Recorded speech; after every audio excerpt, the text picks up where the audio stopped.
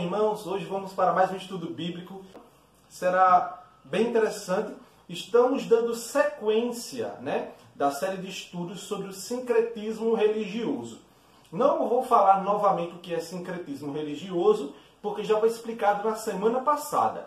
Se você quiser saber com mais detalhe o que é sincretismo religioso, você vai no canal do YouTube IEC ou IEC Bananeiras. Tem também na bio aí do Instagram, tem lá um linkzinho, você aperta e vai ter o estudo lá. Sincretismo religioso com o tema imagens, ídolos e ícones, amém? Se eu estiver falando um pouco enrolado, me perdoe, é porque, como eu já expliquei no início, eu estou com uma afta terrível na língua. Estava almoçando, mordi a língua, nasceu uma afta, tá bom? Mas em nome de Jesus estamos aqui para pregar a palavra de Deus, tá bom? E o tema de hoje, na sequência, contra o sincretismo religioso, falsos profetas e seus sinais. De muita relevância esse tema, O que é um falso profeta? Por que profeta? Existe profeta hoje? Como é que se processa? Como é que é isso? O que são esses sinais? Em que crê? Em que não crê? Tudo isso vai ser explicado hoje à luz das Sagradas Escrituras, tá bom? Antes de imaginar, irmãos, então o tema é falsos profetas e os seus sinais. E primeiramente devemos explicar o que é um profeta. Para a gente argumentar alguma coisa sobre o ato de profecia, para falarmos sobre os sinais de um falso profeta, devemos definir bem o que é um profeta, tá bom? Vamos lá? Antes de imaginar, irmãos, a palavra profeta, no Novo Testamento, ela vem profetas, do grego, significa alguém que proclama mensagens inspiradas por Deus. Ou alguém que fala em nome de Deus. Amém? Podemos entender o profeta como de forma ministerial, de um ofício, ou como uma ação de Deus através de alguém. Ou seja, resumindo, um profeta é alguém que fala em nome de Deus. Seja de natureza inspirada, ou seja de natureza revelada. Que vamos explicar isso com mais afinco, tá bom? Deixa eu lhe fazer uma pergunta, você que está na sua casa aí. Existem profetas hoje? Eita, meu Deus, A gente vê aí, irmão, tanto profeta e tanta profetada aí correndo solto. Eu até brinco assim com os irmãos na Igreja Congregacional de Bananeiras. Eu digo assim, que nem Moisés, no Monte Sinai, teve tanta revelação como se tem hoje. Mas, na verdade, irmãos, não são revelações, são revelamentos. Ou seja, é uma coisa meio equivocada, uma coisa errada. E vamos aprender isso, tá bom? Antes de imaginar, eu quero dizer para você que sim, existe profeta sim hoje em dia. Mas a questão é, o que é um profeta segundo as Sagradas Escrituras, segundo a Bíblia Sagrada, diante da revelação do Antigo Testamento para o Novo Testamento, da Antiga Aliança para a Nova Aliança. Muitos se declaram profetas como uma pessoa que tem revelação de Deus, direta de Deus. Eu sou profeta de Deus, aí fala um monte de coisa. Mas muitas das vezes as pessoas que se intitulam profetas não sabem nem o que é um profeta. Acham que se resume só a falar. Mas digamos, irmãos, se eu disser assim, o que é uma casa? Você vai dizer, é um lugar onde se mora. Eu expliquei muita coisa? Não, eu não expliquei o que é essa casa, por que a casa, por que tem que construir uma casa, qual é a cor da casa, qual é a forma da casa. Não expliquei nada, eu fui subjetivo. Então, vamos aprender o que é um profeta. Amém? Para falar sobre profeta, devemos mostrar o que é um profeta no Antigo Testamento.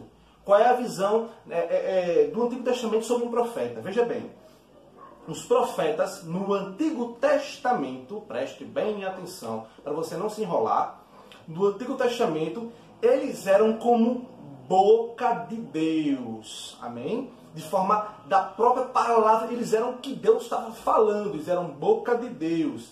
Eles traziam a palavra de Deus como revelação direta. Amém? Direta. Observação, não vamos entrar em detalhes, mas só para a nível de curiosidade.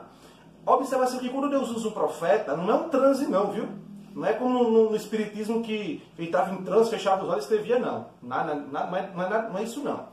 O profeta, Deus usava ele segundo a sua naturalidade, segundo a sua vista. Você quer ver uma coisa? Jeremias, por exemplo, é conhecido como um profeta chorão, Pelo que o povo sofria, ele escrevia. E nos seus lamentos, ele chorando, muitas das vezes, era tido como profecia. Veja que interessante. O sacerdote Zacarias, em Lucas capítulo 1, do verso 67 em diante, vai dizer que ele estava louvando a Deus. E ele louvando a Deus, ali foi tido como uma profecia. O texto diz, e ele profetizou. Amém? Glória a Deus? Até aqui está claro, né? Então, veja bem, um profeta no Antigo Testamento, ele era entendido como boca de Deus. Trazia uma palavra direta. Para você entender melhor, abra sua Bíblia, por favor, lá em Êxodo, capítulo número 4. Amém? Êxodo, capítulo de número 4, verso de número 10. Todos que já chegaram, sejam muito bem-vindos em nome de Jesus. O tema de hoje que estamos estudando é Contra o Sincretismo Religioso, a série, e o tema mais direto é Falsos Profetas e os seus sinais. Amém? Então, Êxodo capítulo 4, verso 10, diz assim a palavra do Senhor. Então disse a Moisés, Senhor, eu nunca falei eloquente, nem outrora, nem depois falaste a teu servo, pois sou pesado de língua. Respondeu-lhe o Senhor, quem fez a boca do homem? Ou quem fez o mudo, ou surdo, ou que vê, ou cego? Não sou eu, Senhor? Ele continua dizendo, verso 12, vai pois agora, e eu serei com tua boca, e te ensinarei o que hás de falar. Ele, porém, respondeu, Senhor, envia aquele que hás de enviar, menos a mim. Então se acendeu a ira do Senhor contra Moisés e disse, não é Arão o levita, teu irmão? Eu sei que ele fala fluentemente. E eis que ele sai ao teu encontro e vendo-te se alegrará em seu coração. Tu, pois, lhe falarás e lhe porás na boca as palavras. Eu serei com a tua boca e com a dele, e vos ensinarei o que deveis de falar. Mais claro que isso, só desenhando, né? Ou seja, Deus disse, Moisés falou, Senhor, não sei falar. Eu não sei o que falar. Aí Deus disse, eu vou ser com a sua boca, Moisés. Deixa de coisa. Você vai falar o que eu vou dizer para você falar. Ou seja, era uma mensagem direta. Essa era a característica de um profeta. Pule, só mais uma vez, por favor, lá em Êxodo, capítulo 7. Pule só para o capítulo 7. O verso 1 e 2. Amém? Diz assim, então disse o Senhor a Moisés, vê que te constituí como Deus sobre Faraó, e Arão a teu irmão será o teu profeta. Tu falarás o que eu te ordenar, e Arão teu irmão falará a Faraó, para que deixe ir à tua terra os filhos de Israel. Veja que interessante. Moisés era tão direto como boca de Deus, como representação de Deus, que Deus disse, você vai ser como um Deus para ele. Ou seja, você vai me representar. E seu irmão vai ser como o seu profeta. Veja que forte, né? Então, irmãos, vamos ser sinceros. Veja bem, você acha que as pessoas que se intitulam profetas hoje, elas têm essa autoridade de Moisés? Elas recebem a autoridade direta de Deus? Deus diz assim, tu és como Deus e teu amigo aí é teu profeta. Não é, irmãos. Profetas dessa natureza aqui, irmãos, é muito difícil. E veja bem, observação. A característica essencial de um profeta não era de prever o futuro ou de fazer atos miraculosos, mas eles interpretavam o passado, as atividades presentes de Deus e falavam as leis de Deus e lembravam o povo a aliança. Ou seja, Deus estava usando Moisés como profeta, não era para dizer, eis que te digo que amanhã tu vai ter tal coisa. Não. Deus estava usando Moisés como profeta para libertar o povo, lembrando o povo da promessa, mostrando a situação atual que Deus estava no controle e também falando do futuro muitas das vezes. Mas aqui Moisés estava sendo usado como Deus para pôr em ordem a situação. Amém? Então, irmãos, no Antigo Testamento fica muito claro que os profetas eram boca direto de Deus. Então, a questão é, pastor, como era um profeta visto no Novo Testamento? Amém? Veja que interessante. O ministério profético no Novo Testamento não é como no Antigo Testamento. Ele se encerra em João Batista. Que é isso, pastor? Se encerrou em João Batista. Abra sua Bíblia, por favor. Lá em Lucas capítulo 16, verso de número 16. Lucas capítulo 16, verso de número 16, tá bom? Eu vou ler para adiantar por causa da hora. a lei e os profetas vigoraram, ou continuaram, ou valeram, até João. Desde esse tempo, vem sendo anunciado o evangelho do reino de Deus. E todo homem se esforça para entrar nele. Para ficar mais claro, abra sua Bíblia lá em Mateus capítulo 11, verso 13. Mateus 11, verso 13. Amém? Diz assim o texto sagrado: porque todos os profetas e a lei profetizaram até João. Observação, viu? Talvez você nunca tenha lido esse texto. E foi um choque para você agora. Que os profetas, amém? Os profetas e a lei foram até João. Quem está dizendo isso aqui não é o pastor Alexandre, não é o pecador, não. Quem está dizendo isso aqui é o texto sagrado. Quem está dizendo isso aqui é a palavra de Deus, é a Bíblia Sagrada. Amém? A lei e os profetas foram até João. Mas como assim, pastor? A lei foi até João. Irmãos, veja que interessante. Por quê? Por favor, abra sua Bíblia lá em Lucas capítulo 3, verso de número 2. Amém? Lucas capítulo 3, verso de número 2. Porque foi até João? Porque se encerrou lá a lei e os profetas? Explico a você, meu irmão. Diz assim o texto: e sendo os sumos sacerdotes Anás e Caifás, veio a palavra de Deus a João, filho de Zacarias, no deserto. No Novo Testamento, a última vez que vem na Bíblia Sagrada, na verdade, que vem esse termo, e veio a palavra do Senhor, assim como estava nos profetas do Antigo Testamento, e veio sobre o Espírito do Senhor, e veio sobre mim a revelação de Deus, e veio sobre mim a palavra do Senhor. Isso só se diz no Antigo Testamento, irmãos. Mas por quê? A palavra do profeta aqui do Antigo Testamento, os profetas eram tidos como oráculos de Deus. O que é um oráculo? Oráculo era aquele que recebia a palavra direta de Deus. Ou seja, não existe mais hoje profetas como oráculos, como Moisés, como Elias, como João Batista. O último profeta de ato profético, de forma como oráculo, foi João Batista. Amém? Encerrou João Batista, né? Por isso que se alguém vier falar um negócio de assim diz o Senhor e dizer fora da Bíblia, está errado. Não existe ninguém. Você vai ver na história da cristandade, muitas pessoas se levantar em nome de Deus, como Joseph Smith, Ellen White, os adventistas, os mormons, dizer que tem uma nova revelação. Não. A última vez que veio a palavra do Senhor de forma direta como oráculo foi em João. Amém? Isso quer dizer que não existe mais profeta? Pega aí, calma aí. Amém? Então veja bem, e os oráculos de Deus foram confiados ao povo judeu. Para você ter noção, abra sua Bíblia lá em Romanos capítulo 3, verso 2, amém?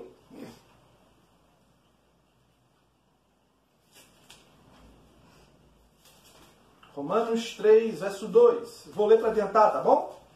Diz assim: muita sobre todos os aspectos, principalmente porque aos judeus foram confiados os oráculos de Deus. Ou seja, foi no Antigo Testamento, foi no povo judeu, e encerrando em João, que veio o ato profético como os oráculos se encerrando em João. Agora, veja que interessante. A palavra grega aqui para oráculo, ela vem de logia. Aquele que recebe as palavras vivas para transmitir. Então, hoje, pastor, a pergunta que não quer calar: existe profeta ou não existe? Existe sim. Mas não daquela natureza como eu falei. Ou seja, hoje a revelação que os ministros da nova aliança, o pregador e por aí vai, tem são as sagradas escrituras, como o irmão Isaías bem citou aí. Sola escritura. As sagradas escrituras, irmãos, nós estamos fundamentados na doutrina dos apóstolos, que vou falar mais à frente. Amém? Até aqui está ok? Ou seja, primeira forma de entender um profeta hoje, que fala em nome de Deus, o pregador. Por isso, irmãos, que quando você vê alguém falar assim: não precisa estudar demais para pregar a Bíblia, não. Para que teologia? Para quem entender a Bíblia Sagrada para pregar, ela não sabe o que está dizendo. O que ela está dizendo é: seja um falso profeta. Não seja um profeta correto. Porque para pregar a palavra de Deus, irmão, para dizer assim diz o Senhor, tem que conhecer as sagradas escrituras. Amém? Porque, irmãos, veja bem, o pregador ele é um profeta? Sim, não. Por que sim, não? Porque ele é um profeta porque ele fala em nome de Deus. Ele não é um profeta porque ele não é um oráculo. Você está me entendendo? Deu para entender, missionária? Deu? Amém? Ela que dá o feedback, né? Então, veja que interessante. John Stott, né, o tão querido John Stott, teólogo muito conhecido, né, em seu livro O Perfil do Pregador, ele vai dar um exemplo muito claro que é um pregador da palavra de Deus, o que é um profeta de Deus, segundo as Sagradas Escrituras. Abra sua Bíblia, por favor, lá em 1 Pedro, capítulo 4, verso 10. 1 Pedro, capítulo 4, verso 10. Amém? Diz assim a palavra do Senhor, 10 e 11. Servi uns aos outros, cada um conforme o dom que recebeu, como bons dispenseiros da multiforme graça de Deus. Se alguém fala de acordo com os oráculos de Deus, se alguém serve, faça com a força de Deus supre, né? Para que em todas as coisas Deus seja glorificado por meio de Jesus Cristo, a quem pertence a glória, o domínio pelos séculos dos séculos. Amém. Ou seja, dispenseiro, a ideia de dispenseiro aqui vem de dispensa. O pregador da palavra de Deus, quando ele vai pregar, ele não pode pegar coisa da sua cabeça não, nem inventar coisa não. Ele tem que ir na dispensa, pegar o alimento da dispensa e botar na mesa para o povo comer. É como um mordomo, irmãos. Né? Quem prega a palavra de Deus não pode inventar moda não. Quem prega a palavra de Deus tem que pregar a Bíblia, tem que ir na dispensa, tem que pegar aqui na dispensa, ó, e está aqui o alimento. Amém? Então John Stott vai dizer que um pregador, ele é um dispenseiro da graça de Deus. Embora, irmãos, ele esteja pregando na unção do Espírito Santo, embora o pregador esteja pregando com alegria, né, com gozo, com euforia, mas isso não quer dizer que ele seja inspirado, né? O pregador, ele não é inspirado, ele é iluminado, né? Ele não recebe aquela palavra direta como oráculo, ele recebe aquela palavra, né? Leu a palavra de Deus aqui e diz assim, assim diz o Senhor, assim, segundo o texto sagrado. Amém? Então, irmãos, outra coisa, mas eu não estou dizendo aqui que se encerrou os dons espirituais, né? Existem profetas na Bíblia como Ágabo, né? No capítulo 21 de Atos, verso 10. Existe o dom de profecia ainda, de profetizar, de entregar alguma coisa. Existe sim, mas isso aí, irmãos, são como dons, não mais como um ministério, ofício direto de Deus. Resumindo, o profeta é uma pessoa que fala em nome de Deus para mostrar a vontade de Deus, fazendo a sua leitura do passado, do presente e dificilmente, mas apontando também para o futuro. O profeta está responsável de mostrar a lei de Deus e sua vontade. Isto dentro do seu ofício e perspectiva. Nas pessoas do oráculo do Antigo Testamento e dos apóstolos do Novo Testamento, dos pregadores e dos que têm o dom profético. Amém? Ou seja, irmãos, a base do dom profético, a base do Novo Testamento está em Efésios capítulo, não precisa abrir não. Efésios capítulo 2, verso de número 20. A igreja está fundamentada na doutrina dos profetas e dos apóstolos, que é a pedra angular, Jesus Cristo. Jesus Cristo. Qual é o que é um profeta? Resumindo, aquele que fala em nome de Deus, segundo as Sagradas Escrituras. Mas eu sou usado, pastor, em dom de revelação aqui, Deus me deu uma profecia, eu quero fazer, assim como Ágabo fez com Paulo no capítulo 21 de Atos. Tudo bem, mas você não pode, de jeito e maneira, se você é homem de Deus, profetizar uma coisa que esteja fora das Sagradas Escrituras. Você quer ver um exemplo? Tem uma história muito conhecida lá em João Pessoa, isso me contaram, a pessoa que passou por isso. Estava um amigo meu lá de João Pessoa, foi para um círculo de oração, chegando lá, veio uma mulher cheia do manto, né? E começou a profetizar para ele. Diz assim, eis que te digo que Deus vai botar uma varoa na tua vida. Moral da história, irmãos, o irmão era casado. Por que vai botar a varoa na vida dele, se ele já é casado? Falsa profecia. Não pode acontecer. Amém? Então, o irmão foi sair sem aliança? Eu não sei se ele estava com uma aliança ou estava sem aliança. Mas recebeu uma falsa profecia. E sem contar, irmãos, a gente brinca assim, a gente ri, mas já houve muitos casos, irmãos, de pessoas ficarem feridas, pessoas ficarem tristes por falsas profecias que não se cumpriram. Amém? Veja bem, então já entendemos o que é um falso profeta, né? O que é um profeta. A base do cristianismo e da sua cosmovisão de mundo, por favor, abra aí, lá em Hebreus capítulo 11. Hebreus capítulo 11. Esse texto é muito conhecido, irmãos, e não pode sair da nossa cabeça, não pode. Amém? Hebreus capítulo 11 diz assim, ora, a fé É a certeza. Qual é a certeza do cristão? Diga aí na sua casa. É o que, missionária? Qual é, missionária? A fé. A fé. A fé é a certeza de coisas que se esperam, a convicção de fatos que não se veem, não que? Não se vê, pois pela fé os antigos obtiveram um bom testemunho. Foi pela fé, foi pelo que não se via. Amém?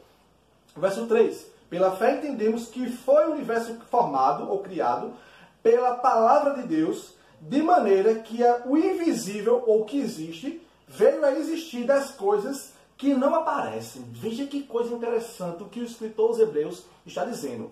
Tudo que existe aqui, meu irmão, é resultado do que não se vê. É resultado da fé. A fé no texto original aqui, a ideia é confiança. É certeza que Deus tem o governo de tudo. É certeza que Deus é poderoso para fazer existir as coisas. Amém?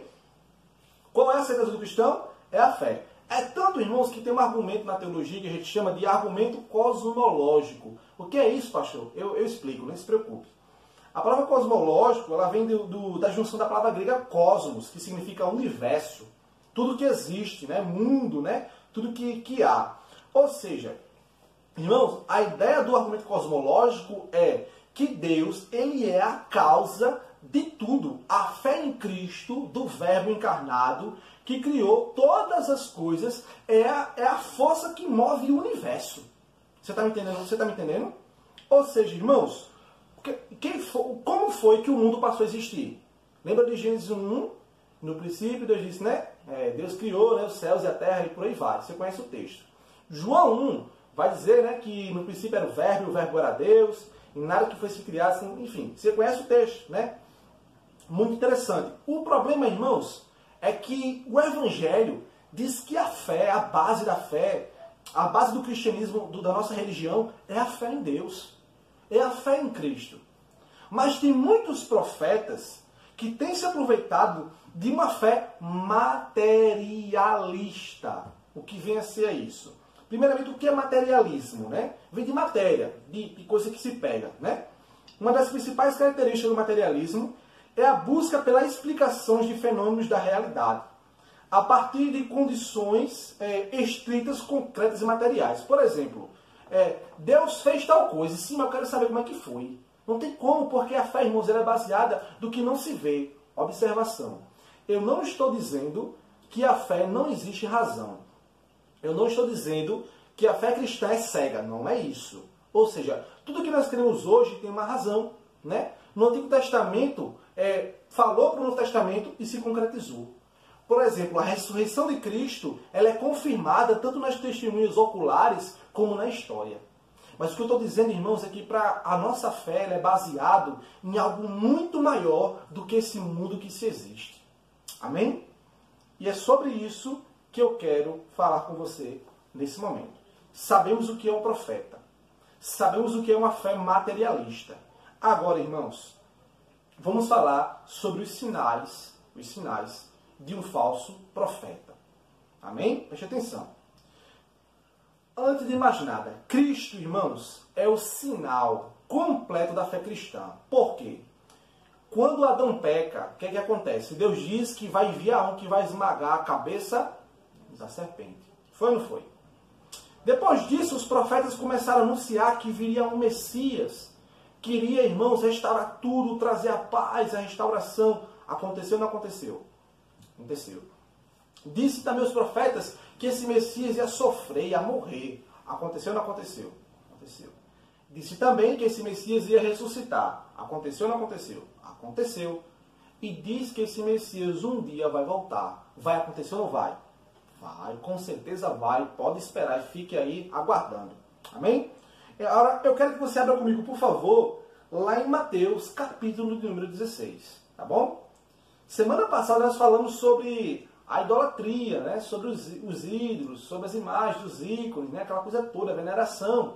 Mas hoje nós vamos falar até dos protestantismos da fé cristã em geral. Tá bom? Mateus capítulo 16, verso de número 1 ao versículo 4, diz assim: aproximando-se os fariseus e os saduceus, tentando pediram-lhe que lhe mostrasse um sinal vindo do céu. Ele, porém, lhe respondeu: chegada a tarde, dizeis, haverá bom tempo, porque o céu está avermelhado. E pela manhã hoje haverá tempestade, porque o céu está de um vermelho sombrio. Sabeis, na verdade, discernir o aspecto do céu, e não podeis discernir os sinais do tempo? Uma geração má e adúltera pede um sinal, e nenhum sinal lhe será dado, senão de Jonas, e deixando-os se retirou dali. Preste bem atenção como esse texto é forte, preste atenção. Aqui, irmãos, a palavra grega para sinal é semeion, ou seja, a palavra aqui, sinal, significa um acontecimento que está para acontecer, uma marca ou alguma coisa, algum milagre. Veja que interessante. O contexto aqui está dizendo que Jesus Cristo, o Verbo encarnado, o próprio Deus, estava diante dos olhos deles, estava conversando com eles. E os fariseus e os saduceus, pela sua incredulidade, disse assim: Jesus, nos mostra um sinal do céu aí? Irmãos, veja que contraditório. Eles estavam pedindo um sinal do céu ao maior sinal de todos os sinais do céu, que era Jesus vindo do céu. E por que? É interessante, né? E porque eles estavam pedindo um sinal do céu. Preste bem atenção. Era muito normal na literatura judaica, né? Eles foram ensinados que alguns demônios poderiam fazer alguns sinais na terra, né? Fazer algumas amostras, alguns atos miraculosos. Por isso, irmão, preste atenção. Ah, pastor, mas aconteceu tal coisa, me arrepiei, chorei. E isso não significa presença de Deus, viu? Não significa. Você quer ver uma coisa? Martim Lutero disse uma coisa muito interessante. Ainda que uma coisa faça chover milagres todos os dias, se estiver fora da palavra de Deus, considere o anátema. Maldito. Por quê, irmãos? Na cultura judaica, como eu falei, era muito normal eles acharem que os demônios faziam alguns sinais da terra. Mas sinais do céu, só Deus. Você quer ver uma coisa? Você lembra de Moisés, quando vai até Faraó, que Arão pega o bordão, né, o cajado, bota no chão e vira a serpente. Os encantadores, os sábios do Egito, né, botam nos seus cajados e vira também serpente. Ou seja, Moisés, Arão fez um milagre e eles fizeram 2. Você está me entendendo? Isso está lá em Êxodo capítulo 7. Então, e você também está lembrado que do céu, irmãos, sempre eles achavam, da terra, os demônios poderiam fazer algum tipo de milagre, algum tipo de sinal, né? Mas do céu, só coisas vindo de Deus. Quer ver uma coisa? O maná veio de onde? Veio de onde, missionário? O maná. Do céu. O maná veio do céu. Atos 16 vai dizer que Deus mandou pão do céu. Olha só que interessante, né? Josué, no capítulo 10, versículo 12, Deus fez para o sol um mato do céu, um sinal do céu. Samuel, capítulo 12, verso 17, vai dizer que ele orar para Deus mandar trovões e chuva do céu também. Elias, em 1 Reis, capítulo 18, verso 24, e 2 Reis, capítulo 1, do 9 ao 14, ele orou para que descesse fogo do céu. É tanto, irmãos, que é até engraçado, né? Que quando Elias, ele está dentro dos profetas de Baal, ele fala o seguinte: ó, vamos orar aos nossos deuses, né? Vamos clamar aos nossos deuses. O que fizer cair fogo do céu, esse é o Deus verdadeiro, né? É tanto que quando os profetas de Baal começam a clamar para descer fogo do céu, clama, Elias começa a caçoar deles, né? Clamem mais alto, né? Talvez o Deus de vocês esteja dormindo, né? Esteja cansado, né?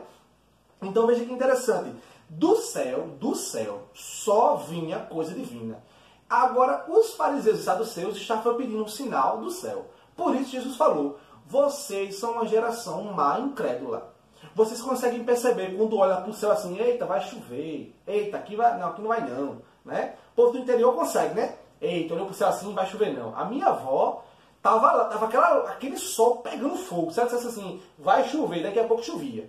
Ela tinha aquela habilidade de saber se vai chover ou não vai. Né? Então Jesus falou: vocês conseguem discernir a questão do tempo e não conseguem discernir isso. Vocês não conseguem entender os sinais dos tempos do reino de Deus. Vocês são uma geração má incrédula. Né? Veja que interessante. Então, E Cristo, capítulo 6 de João, por favor, abra aí. Capítulo 6 de João, versículo 30. João, capítulo 6, versículo 30. Diz assim a palavra do Senhor. Então lhe disseram eles, que sinal fazes para que o vejamos e creiamos em ti? Quais são os teus feitos? Nossos pais comeram o maná no deserto, como está escrito. Deu-lhes de comer do pão do céu. Replicou-lhe Jesus, em verdade eu vos digo, não foi Moisés quem vos deu o pão do céu. O verdadeiro pão do céu é meu Pai quem vos dá. Porque o pão de Deus é o que desce do céu e dá vida ao mundo. Então lhe disseram, Senhor, dá-nos desse pão. Declarou-lhes, pois Jesus, eu sou o pão da vida. O que vem a mim jamais terá fome, e o que crê em mim jamais terá sede. Irmãos, olhe para cá. Do céu cai a chuva, bênção de Deus. Do céu caiu o maná, mas do céu também veio o pão da vida, que dá vida ao mundo, Jesus Cristo. Então, irmãos, olhe para cá. A base de um profeta de Deus é quando ele dá ao mundo, ele dá ao povo comer de Cristo, da sua palavra, do seu evangelho, irmãos. Amém? Então, perceba, irmãos, não existe evangelho, não existe vida no evangelho, sem pregação do evangelho, sem Jesus Cristo. Amém? Porque ele é o maior sinal de Deus. Como reconhecer os falsos profetas e seus sinais? Pastor, como é que eu vou olhar para uma pessoa assim, rapaz, aquilo ali está um sinal diferente. Aquilo ali é uma coisa que não é boa, aquilo ali não é de Deus. Lhe explico, meu irmão. Observe se esse dito profeta, se ele se diz falar em Deus, ele fala algo ou alguma coisa além, passando dos fundamentos da fé cristã. E quais são os fundamentos da fé cristã? Olhe se esse profeta prega fora da Bíblia. Se ele pregar fora da Bíblia, não aceite não, porque ele não está lhe dando o pão vivo que desceu do céu. Amém? Segundo, veja se esse profeta prega contra a Trindade Santa. Irmãos, inclusive, aqui eu abro um parênteses nesse estudo, né? Está dentro também. Para você ficar muito esperto. Se você vê umas irmãs se dizendo crentes, uma chinesinha, né? Umas chinesas, de uma nova seita que está chegando no Brasil com muita força, chamando... o Deus do poderoso, o Deus do trovão, é mais ou menos uma coisa assim. Vou estar falando sobre isso depois. É uma seita, irmãos, que diz que eles não acreditam na Trindade, no Pai, no Filho e no Espírito Santo. E dizem que Jesus Cristo já veio ao mundo na segunda vinda. E ele veio, encarnou numa mulher. Veja que interessante. Que ela se diz Jesus Cristo. Ou seja, é uma doidiça. Se alguém pregar fora da Trindade, fora de Jesus, Jesus Cristo não é Deus não, é um profeta. Considere um falso profeta. Considere um falso sinal. Fuja disso. Amém? E vamos estar entrando também, Igreja do Deus Todo-Poderoso. É isso mesmo, irmão Isaías. Obrigado, meu irmão. Se você vê algum vídeo aí, as irmãzinhas, irmão, interessante, veja bem. O diabo ele não vem com cauda, né? Balançando não, viu? O diabo não vem com um tridente para furar você, não. O diabo vem distorcer primeiramente a palavra de Deus. Ele se transfigura, ele se mostra de uma forma mais bela possível. Se você vê um vídeo, uma irmãzinha orando, aquela coisa toda, bem pacífica e tal, elas vão pregar contra o Evangelho. Elas pregam heresias, elas mentem segundo a palavra de Deus. Amém? Preste atenção, fique ligado aí. Como perceber se a pessoa é um falso profeta e seu sinal é falso, é mentiroso? Primeiramente, veja se ele prega fora da Bíblia. Segundo, veja se ele prega contra a Trindade. Terceiro, veja se ele prega outro meio de salvação e graça além de Cristo, além de Jesus. Não existe, irmãos. Esse é um dos pontos cruciais do sincretismo religioso. É a unificação das religiões. Já ouviu aquela palavra que diz assim, todos os caminhos levam a Deus, né? É um Deus só. Esse ecumenismo não existe segundo a luz das Sagradas Escrituras, irmãos. Só existe um que estava no céu e desceu e subiu e vai voltar, é Jesus Cristo. O cristianismo é uma religião exclusivista. não é que separa as pessoas, não é que exclui as pessoas. É que a sua exclusividade está na pessoa de Jesus. Amém? É verdade, Leide. É verdade. Amém? Então, como é que eu reconheço um falso profeta? Se ele pega contra a Bíblia, ou além da Bíblia, aquele que fala contra a Trindade, aquele que fala outro meio de salvação e de graça além de Cristo, além do maior sinal do céu, Jesus Cristo. Irmãos, veja bem. Diga não a qualquer fundamento ou sinal de fé que não esteja baseado na exclusividade de Cristo. Pode dizer fora. Por isso que vamos estar trazendo um estudo sobre as seitas, né? Por que a gente chama de seita? Porque traz exclusividade, irmãos. O Evangelho diz só Jesus. É só Jesus que salva. É só Jesus que tem poder, irmãos, para interceder por nós na direita do Pai. É só Jesus que consegue, irmãos, nos ajudar. A perseverança dos santos, a ajuda, irmãos. A ajuda do Senhor Jesus, a ajuda que a gente precisa, só está em Jesus. Amém? Veja bem. Quais são, irmãos, alguns sinais? Veja bem, agora do nosso tempo. Eu vou dizer para você, irmãos. Vou dizer para você.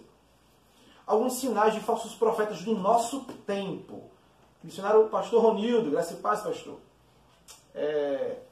Falsa doutrina, irmãos, que se passa por pregação. Preste bem atenção nisso. Isso é um grande sinal, irmãos, de um falso profeta. Que se passa a pegar a Bíblia, mas não prega. Você tem visto aí o crescimento da teologia coach, né, que chama de teologia coach, né, deram esse nome.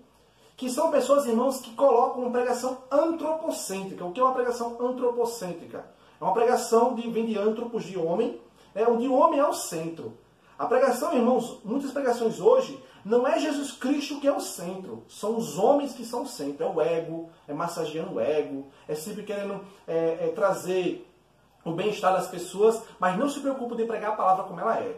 Você quer ver uma coisa? Recentemente, irmãos, um tal de Vitor Azevedo, eu posso falar o nome de forma aberta porque é um falso profeta mesmo.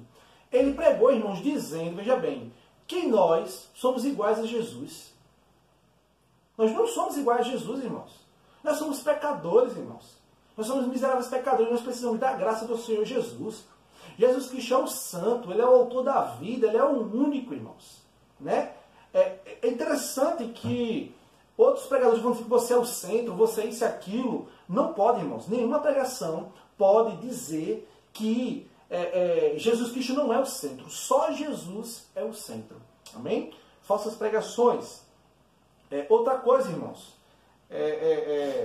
Um emocionalismo exagerado.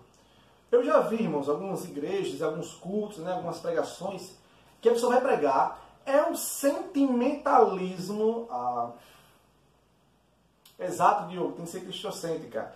É um sentimentalismo exagerado. Você quer ver uma coisa? A pessoa vai pregar, pega o microfone, né, lá, aí começa a chorar. Chora, aí bota um fundo musical lá atrás, aí se emociona, né? Se emociona, aí diz uma palavra bonita, aí o povo chora, é aquele sentimentalismo. Deixa eu dizer uma coisa pra você, meu irmão. Nem um psicólogo é assim. Nem um psicólogo é assim. Só isso aqui alimenta a alma do homem. Só isso aqui vai conseguir, irmãos, alimentar as ovelhas do Senhor. Se você vê a pessoa chorando demais, muito sentimental, se ela não prega a Bíblia, não sente não. Isso é um falso profeta, irmãos. Chorar, às vezes, é bom, lamentar aos pés do Senhor. Mas melhor do que chorar é se alimentar, meu irmão. É entender, deixar a palavra de Deus entrar na nossa mente, transformar a nossa vida. Amém? Emocionalismo, isso mesmo, irmão Isaías. Outra coisa, irmãos, preste atenção, eu quero dar uma atenção maior a isso aqui. Outro sinal de um falso profeta são utensílios místicos que tomam o lugar do nome de Jesus. Preste atenção. Nós, irmãos, alcançamos as coisas na igreja, na vida cristã, pelo nome de Jesus. É ao nome de Jesus que tem todo o poder. É o bendito nome de Jesus que nos dá, irmãos, alegria, que nos deu salvação, que nos dá a graça de viver, que revigora a nossa força. Tanto que quando nós oramos, nós dizemos, em nome de Jesus, amém. É porque é no nome de Jesus. Foi o nome de Jesus que recebeu todo o poder, está toda a autoridade, é no nome dele. Ou seja, irmãos, você já viu muito isso. E é uma forma de escândalo do Evangelho. Vassoura ungida, quem nunca viu vassoura ungida? Né? A atitude dos neopentecostais, né? Da Ilha de Macedo e por aí vai, Valdomiro aí, esse povo, esses falsos profetas, né? Ele pega a vassoura ungida, vai varrer as coisas, vai dar unção. Isso é conversa fiada, irmãos. Não é vassoura ungida, é rosa ungida, né? É água ungida. E diga mais aí, sabonete ungido, sabão ungido, martelo... Álcool gel ungido, tem isso também, né? Tem martelo ungido. Irmãos, quando eu era adolescente, eu tinha mais ou menos 14 anos, 13, 14 anos, eu tinha um professor de geografia que era gente boa, era nota 10 do senhor, né? Lembro até hoje o nome dele, mas não vou dizer o nome dele aqui não. E ele era da Igreja Universal, né? Igreja, né? Universal, né? Pentecostal. E ele disse assim, filho, vamos visitar lá o dia? Aí eu falei, eu vou, né? Cheguei lá, meu irmão. Aí ele estava dando lá um tal de martelo ungido, preste atenção. Feijão ungido, né? Tem também isso aí, né? Do Valdemiro, né? Martelo ungido. Aí lá, irmãos, eles disseram assim, esse martelo aqui, a gente ungiu ele e orou sobre ele.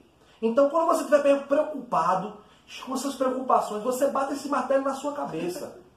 Olha que bizarro, né? Bate com esse martelo na cabeça, aí vai passar dor de cabeça, vai resolver as coisas. Quando você estiver querendo uma causa na justiça, você faça assim, ó. Bate o martelo decretando que a causa vai ser sua. Meu irmão, se você bate o martelo na cabeça, vai dar calo. Vai dar calo na sua cabeça, o martelo na sua cabeça.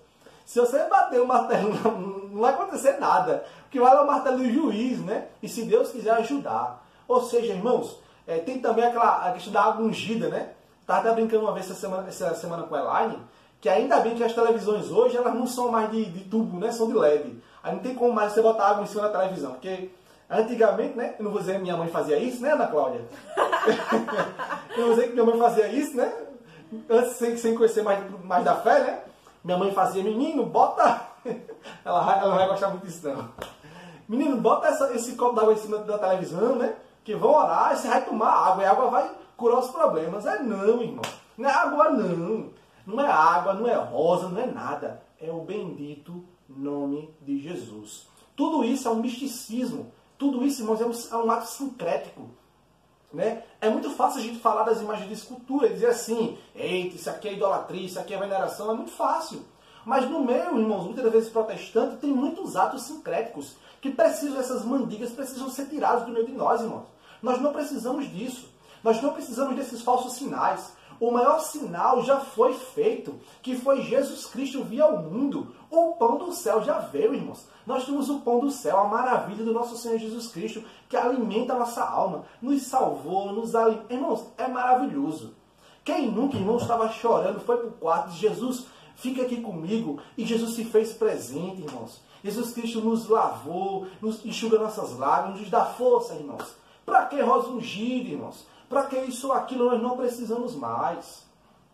Não precisamos de nada disso. Jesus Cristo é poderoso. Quem é isso aí? Andrade Júnior. Ah, Andrade Júnior. Graças e paz, Andrade. Glória a Deus, irmãos. Amém? Nenhum desses utensílios são necessários. Nenhum. Agora, preste atenção, irmãos. Olha para cá. Muitas pessoas são pegas nas suas fragilidades. Né? Imagina a pessoa, irmãos, está triste. Aí vai numa igreja neopentecostal dessa, universal, mundial, que, irmãos, nós protestantes que entendemos a fé, a Bíblia de Deus, a palavra de Deus, nós nem consideramos como fé protestante, irmãos. Nós nem consideramos o movimento neopentecostal como crentes em Cristo, irmãos. Nós não consideramos. Porque nós não conseguimos, irmãos, dizer, como Edir Macedo, por exemplo, eu não tenho problema de falar isso, irmãos. Nós não conseguimos considerar uma pessoa que diz que Jesus Cristo errou. Isso está na internet, irmãos, não vê quem não quer. Ele disse simplesmente que Jesus Cristo errou no primeiro milagre. Por quê? Porque Jesus Cristo transformou água em vinho. Isso serviu de quê? Disse ele. Mal sabe ele, irmãos, que o primeiro milagre de Jesus apontava para algo maior, que a transformação da vida. Né? Ele disse, irmãos, que era a favor do aborto. Como pode isso, irmãos? Alguém ser a favor da morte e não da vida? Né? E por aí vai. Né? Então, irmãos, devemos tirar de nós, irmãos, essas práticas sincréticas, né? Esses falsos sinais, irmãos. Tudo isso, essa maldita teologia da prosperidade. Muito bem, irmão Isaías. Nós precisamos do pão vivo que veio do céu. Amém? Resumindo a conclusão geral, irmãos, devemos ser vigilantes e prudentes quanto àqueles que afirmam falar em nome de Deus e colocam outro sinal além do maior sinal que veio do céu. Qual é o maior sinal que veio do céu? O pão vivo que veio do céu. Nosso Senhor Jesus Cristo. Amém? Irmãos, encerramos aqui o estudo. Que esse estudo fique, irmãos, no seu coração. Amém? Que você não seja levado, irmãos, por qualquer vento de doutrina. Né? E Tu fechou, filho? Não? Só para encerrar, por favor, abra sua Bíblia lá em Atos capítulo 17, verso de número 11. Pastor, o senhor está sendo muito radical, pastor. Tô não, isso é a palavra de Deus. Assim diz a palavra de Deus. Capítulo 17, verso 11. Amém? Diz assim a palavra do Senhor. Ora, estes de Bereia eram mais nobres do que os de Tessalônica, pois receberam a palavra com toda a avidez, examinando as Escrituras todos os dias, para ver se as coisas eram de fato assim. Veja que interessante. A igreja de Tessalônica era conhecida por ser mais espiritual, aquela coisa toda, né? Cheia de mistério, cheia de fogo. Isso não significa ser espiritual. Os de Bereia, os cristãos de Bereia, foram considerados os mais nobres, irmãos. Por quê? Porque receberam a palavra de Deus com mais avidez, com mais firmeza. É muito difícil, irmãos, a gente ouvir a palavra de Deus e engolir tudo. Mas devemos pedir graça ao Senhor e aceitar, porque é a palavra de Deus. Por quê, irmãos? Porque a palavra de Deus, irmãos, diz Paulo, né, que ela é como um espelho, irmãos, perfeito. Que a gente olha para ela e vê os nossos defeitos. A palavra de Deus, irmãos, ela é como um espelho que diz assim, você precisa parar com isso. Você precisa mudar isso. E tudo que os cristãos de Bereia viram, eles analisavam segundo as Sagradas Escrituras para ver se de fato era assim. E a Bíblia chama eles de mais nobre. Irmãos, que nós, como filhos de Deus, viemos ter um caráter, uma postura mais nobre, analisando a palavra de Deus, irmãos, analisando a nossa vida cristã, analisando os profetas. Acaba que esse negócio de não tocar no ungido do Senhor. De fato, não podemos tocar no ungido do Senhor fazer mal, mas isso não quer dizer que ele não possa ser indagado segundo a palavra de Deus. Bote todos à prova. Tudo que eu disse aqui, meu irmão, analise você segundo a palavra de Deus e veja se é assim, se procede assim.